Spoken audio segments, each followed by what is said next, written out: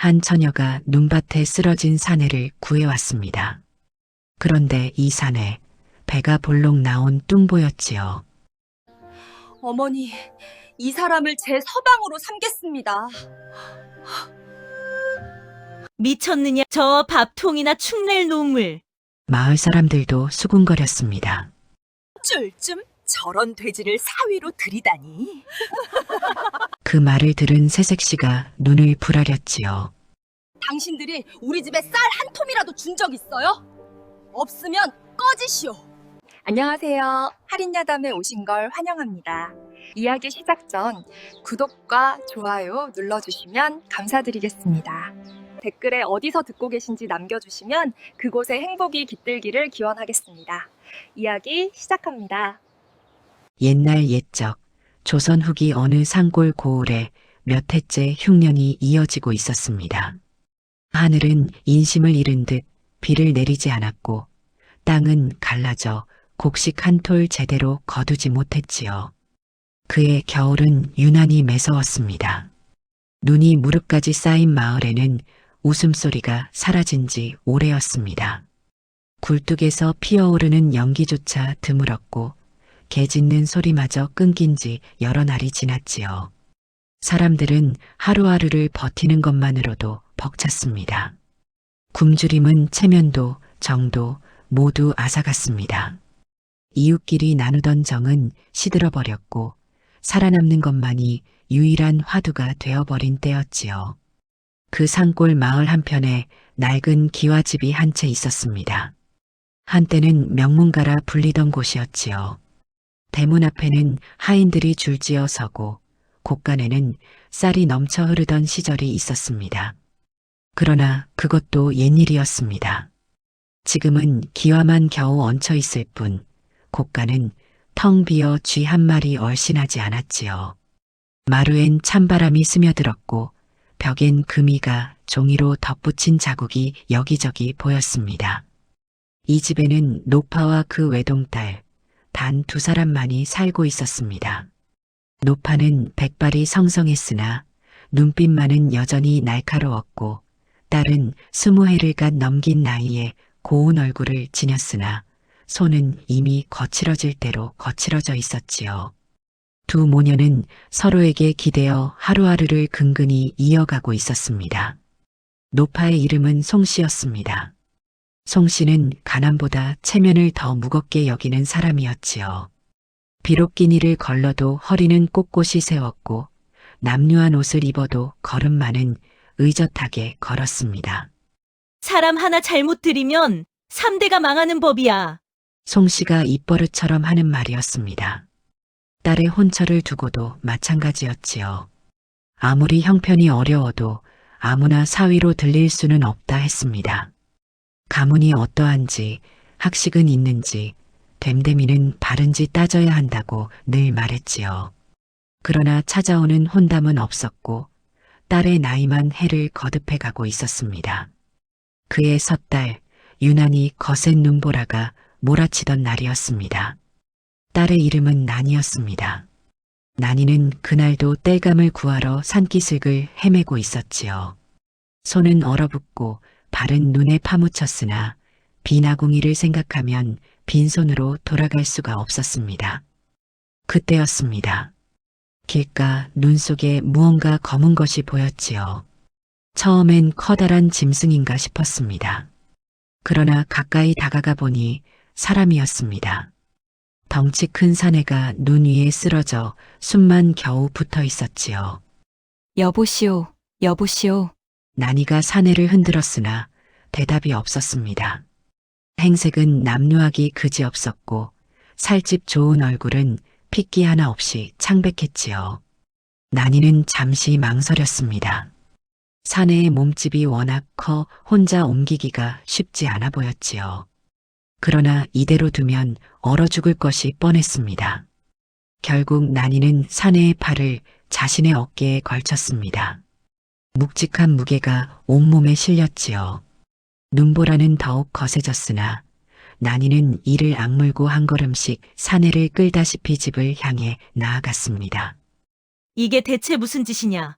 송 씨의 얼굴이 굳어졌습니다. 딸이 끌고 온 사내를 보는 눈빛이 차갑기 그지없었지요. 어머니, 그냥 두면 죽을 사람이었어요. 난이가 조심스레 말했으나 송 씨는 고개를 저었습니다. 어디서 왔는지, 이름이 무엇인지도 모르는 자를 어찌 집안에 들이느냐. 게다가 저 몸뚱이 좀 보아라. 흉년에 저리 살찐 자라니 분명 수상쩍은 놈이다. 송 씨의 말에도 일리는 있었지요. 온 마을이 굶주리는 때에 저리 배가 나온 사내라니 의심스러울 만했습니다. 사내는 깨어난 뒤에도 좀처럼 입을 열지 않았지요. 어디서 왔느냐 물으면 고개만 숙였고 이름을 묻자 한참을 망설이다 겨우 한마디를 내뱉었습니다. 석이라 불러주십시오. 그것이 전부였습니다. 며칠만 머물다 떠날 줄 알았던 사내는 쉬이 떠나지 못했습니다. 눈보라가 그치지 않았기 때문이었지요. 길이 막히고 고울이 끊기니 갈 곳 없는 사내는 그저 처마 밑에 머물 수밖에 없었습니다. 그러는 사이 난이의 마음에 변화가 일었지요.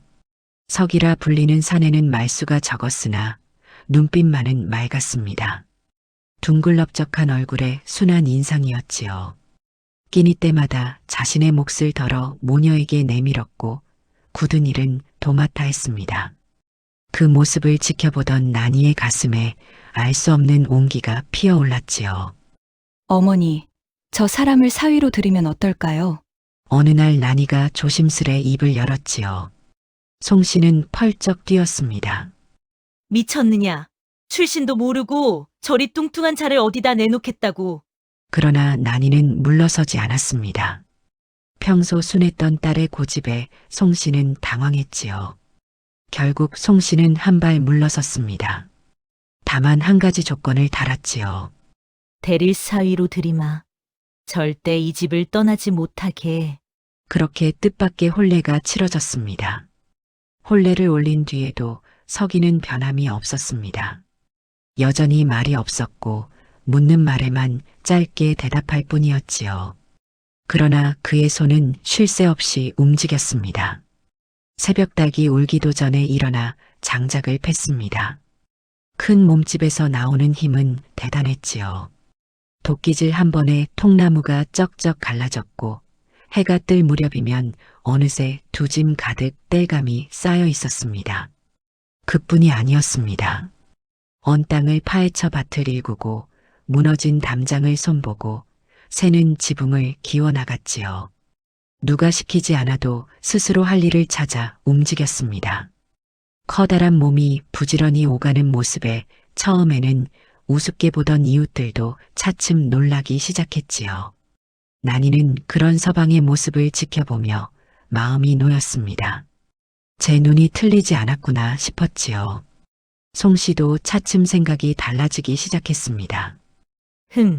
덩치값은 하는구나. 입으로는 여전히 못마땅한 척했으나 눈빛에서는 이전의 차가움이 조금씩 녹아내리고 있었지요. 어느 날 저녁 송 씨가 석이에게 따뜻한 숭늉 한 사발을 건넸습니다.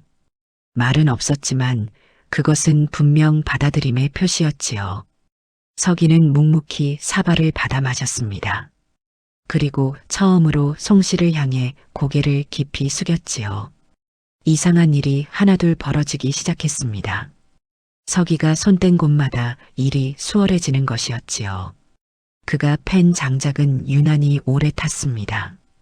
다른 집 땔감은 금세 재가 되건만 이 집 아궁이만은 하루 종일 온기를 품었지요. 봄이 오자 더욱 신기한 일이 벌어졌습니다. 석이가 일군 밭에서 싹이 가장 먼저 돋아났지요. 다른 집 밭은 아직 얼어있건만 이 집 밭만은 푸른 기운이 감돌았습니다. 우연이겠지. 송 씨는 애써 대수롭지 않게 여기려 했습니다. 그러나 이런 일이 한두 번이 아니었지요. 마당에 심은 채소는 탐스럽게 자랐고 밝은 알을 부쩍 많이 낳았습니다. 집안 곳곳에 생기가 돌기 시작했지요. 난이는 서방을 바라보며 빙그레 웃었습니다. 서방님 손은 복을 부르는 손인가 봐요. 석이는 대답 대신 둥근 얼굴 가득 어색한 웃음을 지어 보였지요. 소문은 바람보다 빨랐습니다. 송씨네 뚱보사위 말이야. 복을 몰고 다니는 사내래. 마을 사람들이 입을 모았지요. 처음엔 우스갯소리로 시작된 말이 점점 퍼져나갔습니다. 거기 밥만 보게. 다른 집은 흉년인데 거기만 풍년이야. 저 덩치의 밥은 얼마나 먹겠나 싶었는데. 되레 복을 가져오다니. 사람들은 고개를 갸웃거렸지요. 누구는 신기해했고 누구는 부러워했습니다. 어떤 이는 서기를 찾아와 조언을 구하기도 했지요. 여보게, 내 밭 좀 봐주겠나? 서기는 군말 없이 도왔습니다. 커다란 몸을 이끌고 이웃집 밭을 일구어주고 씨앗 뿌리는 법을 알려주었지요. 그러자 신기하게도 그 집 밭에서도 싹이 돋아나기 시작했습니다. 역시 저 사내 손엔 뭔가 있어. 마을 사람들의 확신은 더욱 굳어졌지요. 송 씨는 이런 소문이 달갑지만은 않았습니다. 사람들의 관심이 너무 쏠리는 것이 불안했지요. 쓸데없는 소문 퍼뜨리지들 마라. 송 씨가 아무리 막으려 해도 소문은 이미 마을 밖으로까지 퍼져나가고 있었습니다. 그 소문은 마침내 원치 않는 귀에까지 닿고 말았습니다. 마을에서 10리쯤 떨어진 곳에 조판관이라 불리는 양반이 살고 있었지요. 한때 벼슬을 지냈으나 탐욕이 과해 파직당한 자였습니다. 그러나 쌓아둔 재물이 많아 여전히 호의호식하며 살았지요. 복을 부르는 사내라고? 조판관은 귀가 솔깃했습니다. 그의 눈에는 사람보다 사람이 가진 운이 먼저 보였지요. 한번 데려와 봐라. 조판관은 하인을 시켜 서기를 불러들였습니다. 며칠 뒤 서기가 조판관 앞에 섰지요. 조판관은 서기를 위아래로 훑어보았습니다. 허, 소문대로 실하게 생겼구나. 듣자 하니 내 손이 닿는 곳마다 복이 깃든다지? 서기는 고개를 저었습니다. 그저 부지런히 일할 뿐입니다. 허, 겸손은 조판관은 능글맞게 웃었지요. 그리고 뜻밖의 제안을 했습니다. 내 밑에서 일해보지 않겠나. 배불리 먹여주마. 서기는 망설임 없이 거절했습니다. 감사하오나 저는 제 집이 있습니다. 조판관의 눈이 가늘어졌지요. 거절당하는 것에 익숙지 않은 자의 표정이었습니다. 그래, 생각이 바뀌면 언제든 찾아오게. 조판관은 웃으며 서기를 돌려보냈습니다. 그러나 그 웃음 뒤에 무엇이 숨어 있는지 서기는 알 수 없었지요. 송 씨는 밤마다 잠을 설치곤 했습니다. 나이가 들면 잠이 없어지는 법이지요. 그날 밤도 송 씨는 홀로 마루에 앉아 달을 바라보고 있었습니다. 그때 마당 한편에서 인기척이 느껴졌지요. 서기였습니다. 사위는 홀로 뜰에 서서 하늘을 올려다보고 있었지요. 달빛이 그의 커다란 몸을 비추었습니다. 송 씨는 숨을 죽이고 지켜보았지요. 서기의 눈빛이 이상했습니다. 평소의 순박함은 온데간데 없고 그 안에 깊은 슬픔과 그리움이 서려 있었지요. 둥글고 후한 인상 뒤에 감춰진 또 다른 얼굴이 있었습니다. 마치 이 세상 사람이 아닌 듯 아득히 먼 곳을 바라보는 눈이었지요. 그 모습에 송 씨는 등골이 서늘해졌습니다. 저자는 대체 무엇을 숨기고 있는 것인가? 송 씨의 마음속에 의심의 씨앗이 다시 고개를 들었습니다. 분명 평범한 사내가 아니었지요. 이튿날 아침 송 씨는 넌지시 서기에게 물었습니다. 자네, 혹시 숨기는 것이 있는 게 아닌가? 서기는 잠시 멈칫했지요. 그리고 이내 고개를 숙였습니다. 언젠가 말씀드릴 날이 올 것입니다. 다만 지금은 아직. 서기의 대답은 그것이 전부였습니다. 송 씨는 더 캐묻지 않았지요. 그러나 마음 한구석의 불안은 쉬이 가시지 않았습니다. 어느 장날이었습니다. 송 씨는 오랜만에 장에 나갔다가 뜻밖의 이야기를 듣게 되었지요. 그 뚱보 사위 말이야. 나도 들은 얘기지만 같은 마을 박서방이 목소리를 낮추며 말했습니다. 몇 해 전 한양에서 큰 옥사가 있었다지 않나? 무고한 선비들이 역적으로 몰려 죽임을 당했다는. 송 씨의 귀가 쫑긋 섰지요. 그때 살아남은 자 중 하나가 이름을 버리고 숨어 다닌다더군. 혹시 그 사내가 박서방은 말끝을 흐렸습니다. 그러나 송 씨는 그 말이 무엇을 뜻하는지 단번에 알아차렸지요. 집으로 돌아온 송 씨는 밤새 뒤척였습니다. 만약 사실이라면 서기는 억울한 누명을 쓴 것이었지요. 선비라면 저 커다란 몸집도 설명이 되었습니다. 글 읽고 앉아만 있으니 살이 찔 수밖에요. 신분을 숨기고 이름을 버린 것도 살기 위함이었을 터였지요. 송 씨의 마음이 복잡해졌습니다. 그간 사위를 향해 품었던 의심이 부끄러워지기도 했고, 한편으로는 이런 사연을 가진 자를 사위로 들인 것이 불안하기도 했지요. 대체 어찌해야 한단 말인가? 송 씨는 한숨을 내쉬며 창밖을 바라보았습니다. 달만이 묵묵히 떠 있을 뿐이었지요. 며칠 뒤 뜻밖의 손님이 찾아왔습니다. 조판관이 직접 송신의 집을 방문한 것이었지요. 어르신, 그간 평안하셨소.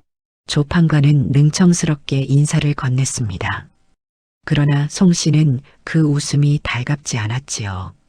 무슨 일로 오셨습니까? 송씨가 경계하며 물었습니다. 조판관은 주위를 둘러보더니 목소리를 낮추었지요. 사실 그 사위 말입니다. 신원을 알아보았더니 좀 복잡하더군요. 송씨의 얼굴이 굳었습니다. 무슨 말씀이신지. 허허, 너무 놀라지 마시오. 나쁜 일로 온 게 아니니.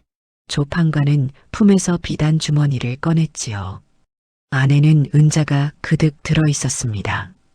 이 정도면 몇 해는 너끈히 살 수 있을 거요. 대신 그 사위를 내게 넘기시오. 송씨는 할 말을 잃었지요. 사람을 물건처럼 사고 판단 말씀이요. 물건이 아니라 운을 사는 거요. 저 뚱보에게 깃든 복 말이오. 조판관의 눈이 탐욕으로 번들거렸습니다. 조판관이 돌아간 뒤 송씨는 며칠을 알아누웠습니다. 머릿속이 복잡하기 그지없었지요. 한쪽에선 양심이 소리쳤습니다. 아무리 그래도 사람을 팔 수는 없다고. 더구나 억울한 사연을 가진 사위를 어찌 내친단 말이냐고. 그러나 다른 한쪽에선 유혹이 속삭였지요. 저 혼자만 있으면 다시 일어설 수 있다고.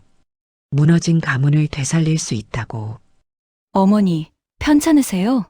난이가 걱정스레 물었지요. 송씨는 애써 웃어 보였습니다. 아무것도 아니다. 괜찮아. 그러나 괜찮지 않았지요. 송씨의 마음은 갈기갈기 찢어지고 있었습니다. 밤이 되자 송씨는 몰래 마당에 나와 하늘을 올려다보았지요. 조상님들 어찌하면 좋겠습니까? 그러나 하늘은 대답이 없었습니다. 차가운 바람만이 송씨의 볼을 스치고 지나갔지요. 체면을 지키며 가난하게 살 것인가, 체면을 버리고 다시 일어설 것인가. 송씨는 어느 쪽도 택하지 못한 채 밤을 지새웠습니다. 조판관은 송씨의 대답을 기다리지 않았습니다.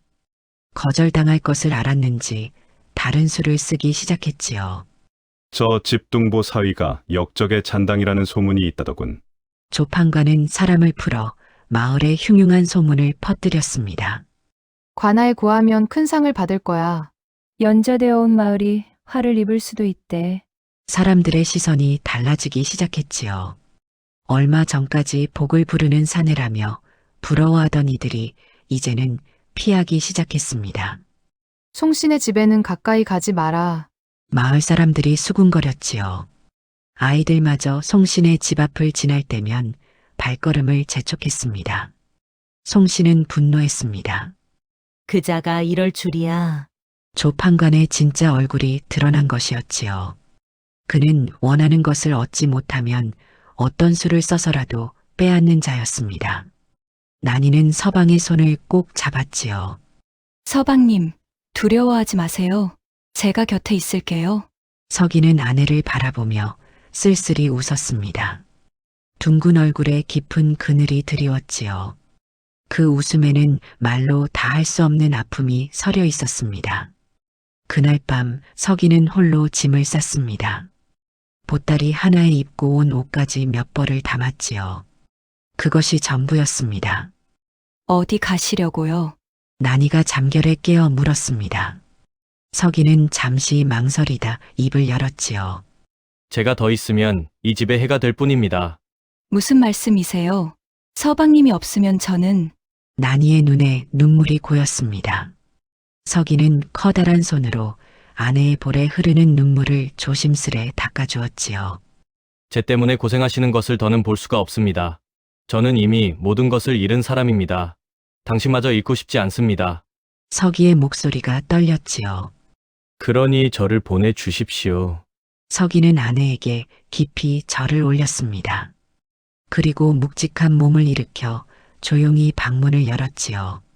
서기가 마당을 가로질러 대문 앞에 섰을 때였습니다. 거기 서거라. 낮고 단호한 목소리가 들려왔지요. 송 씨였습니다. 송 씨는 마루에 서서 사위를 바라보고 있었습니다. 달빛에 비친 그 얼굴에는 이제껏 보지 못한 결연함이 서려 있었지요. 어디를 가려는 게냐. 어머님, 저는 닥쳐라. 송 씨의 목소리가 날카롭게 울렸습니다. 서기는 그 자리에 멈춰 섰지요. 송 씨가 천천히 마당으로 내려왔습니다. 맨발이었지요. 차가운 땅을 밟으며 사위 앞에 선 송 씨의 눈에 눈물이 맺혀 있었습니다. 내가 너를 못마땅하게 여긴 것은 사실이다. 송 씨가 낮은 목소리로 말했지요. 출신도 모르고 이름도 모르는 자를 어찌 믿느냐 싶었지. 게다가 흉년에 혼자 저리 살찐 꼴이라니 꼴도 보기 싫다 여겼다. 우리 집안의 체면이 내 고집이 그것을 허락하지 않았지. 송 씨의 목소리가 떨렸습니다. 그런데 말이다. 송 씨는 고개를 들어 사위의 눈을 바라보았지요. 내가 이 집에 온 뒤로 달라진 것은 밭도 장작도 아니었다. 내 딸 아이의 얼굴에 웃음이 피어났더구나. 그 아이가 웃는 것을 본 지 얼마나 오래되었던고. 송 씨의 눈에서 눈물이 흘러내렸습니다. 가문이 무엇이냐? 체면이 무엇이냐? 생김새가 무엇이냐? 사람 하나 제대로 지키지 못하면서 그것이 무슨 소용이란 말이냐? 송 씨는 사위의 소매를 붙잡았지요. 주름진 손이 바들바들 떨리고 있었습니다. 가지 마. 제발 가지 마. 내가 이 집의 사위다. 그 누가 뭐라 해도 내가 내 사위다. 서기는 멈춰 섰습니다. 그의 눈에서도 뜨거운 것이 흘러내렸지요. 커다란 어깨가 들썩였습니다. 난이가 뒤따라 뛰어나왔습니다. 어머니와 서방이 마주서서 눈물을 흘리는 모습을 본 난이도 함께 울음을 터뜨렸지요. 그날 밤 세 사람은 마당에 서서 한참을 울었습니다. 차가운 겨울바람이 불었지만 그들의 마음만은 따뜻했지요. 서기는 끝내 떠나지 않았습니다. 며칠 뒤 뜻밖의 소식이 전해졌습니다. 한양에서 암행어사가 내려온다는 것이었지요. 마을은 술렁였습니다. 암행어사라면 탐관오리를 벌하고 억울한 백성을 구하는 임금의 눈과 귀가 아니겠습니까? 조판관의 얼굴이 하얗게 질렸지요. 그간 저지른 악행이 한둘이 아니었기 때문이었습니다. 며칠 뒤 마침내 암행어사가 모습을 드러냈습니다. 그런데 놀라운 일이 벌어졌지요. 암행어사가 가장 먼저 찾아간 곳이 다름 아닌 송신의 집이었던 것입니다. 서기, 아니 박진사 아니신가? 암행어사가 서기를 보며 말했지요. 서기의 눈이 크게 떨렸습니다. 자네를 찾아 얼마나 헤맸는지 모르네. 예전보다 살이 많이 빠졌구만. 암행어사는 반가운 얼굴로 서기의 손을 잡았습니다. 알고 보니 둘은 옛 동문이었지요. 함께 과거를 준비하던 벗이었으나 옥사로 인해 헤어지게 되었던 것입니다. 자네의 억울함이 밝혀졌네. 누명을 씌운 자들이 모두 처벌받았고 자네의 신원이 회복되었네. 서기는 그 자리에 주저앉았지요. 몇 해를 숨어 살며 품었던 억울함이 이제야 풀리는 순간이었습니다. 난이와 송씨는 멍하니 그 광경을 바라보았지요. 그들이 품어온 사위는 죄인이 아니라 억울하게 쫓겨난 선비였던 것입니다. 암행어사의 다음 행선지는 조 판관의 집이었습니다. 조 판관, 그간의 악행을 낱낱이 고하라. 암행어사가 마패를 내보이며 호통쳤지요. 조 판관은 사색이 되어 바닥에 엎드렸습니다. 소인이 무슨 죄를 지었단 말입니까? 백성의 재물을 빼앗고 무고한 이를 모함하고 거짓 소문을 퍼뜨려 양민을 핍박한 죄, 그것으로 부족하더냐? 암행어사는 마을 사람들의 증언을 모두 받아두었지요. 조 판관이 저지른 악행이 하나하나 드러났습니다. 끌어내라. 포졸들이 조 판관을 끌어냈지요. 그 모습을 지켜보던 마을 사람들은 환호성을 질렀습니다. 그래. 저런 자는 벌 받아 마땅하지. 우리 마을에 평화가 돌아왔구나. 사람들이 기뻐했지요. 송 씨는 조 판관이 끌려가는 모습을 묵묵히 지켜보았습니다. 얼마 전만 해도 그의 제안에 마음이 흔들렸던 것이 부끄러웠지요. 사람을 팔아엎는 복은 복이 아니었구나. 송 씨는 속으로 깊이 깨달았습니다. 진정한 복은 사고 팔 수 있는 것이 아니었지요. 봄이 왔습니다. 산에는 진달래가 피어나고 들에는 새싹이 돋아났지요. 송신의 집에도 따뜻한 봄바람이 불어왔습니다. 서기는 신원이 회복된 뒤에도 그 집을 떠나지 않았습니다. 대릴 사위로 들어왔으니 마땅히 처가를 지켜야 한다 했지요. 집은 여전히 크지 않았습니다. 그러나 아궁이에는 불이 꺼지지 않았고 밥 짓는 연기가 매일 피어올랐지요. 이웃들이 찾아와 차 한잔 나누는 일도 잦아졌습니다. 어느 날 저녁 송 씨는 마당에 앉아 해가 지는 것을 바라보고 있었지요. 난이와 서기가 나란히 밭을 일구는 모습이 눈에 들어왔습니다. 커다란 덩치의 사위 옆에서 딸이 웃음 짓는 모습에 송 씨의 입가에도 절로 미소가 떠올랐지요. 덩굴째 굴러온 복덩이라더니 송 씨가 혼잣말처럼 중얼거렸습니다. 그 말이 틀리지 않았구나. 송 씨는 이제야 깨달았지요. 굴러온 것은 재물도 운도 아니었습니다. 사람이었지요. 겉모습에 속아 진심을 의심했던 날들이 부끄러웠습니다. 뚱뚱하든 마르든 못생겼든 잘생겼든 그것이 무슨 상관이란 말입니까? 그 사람을 품은 순간 복은 저절로 따라온 것이었지요. 옛말에 이르기를 사람이 곧 복이라 했습니다. 재물은 오고 가는 것이지만 사람은 남는 것이지요. 겉모습에 속지 않고 진심을 알아보는 눈, 귀한 인연을 소중히 품는 마음, 그것이야말로 진정한 복을 부르는 비결이 아니겠습니까? 오늘 이야기 들어주셔서 감사드립니다. 다음 이야기도 기대해주세요. 구독과 좋아요, 댓글은 사랑입니다. 편한 시간 되세요.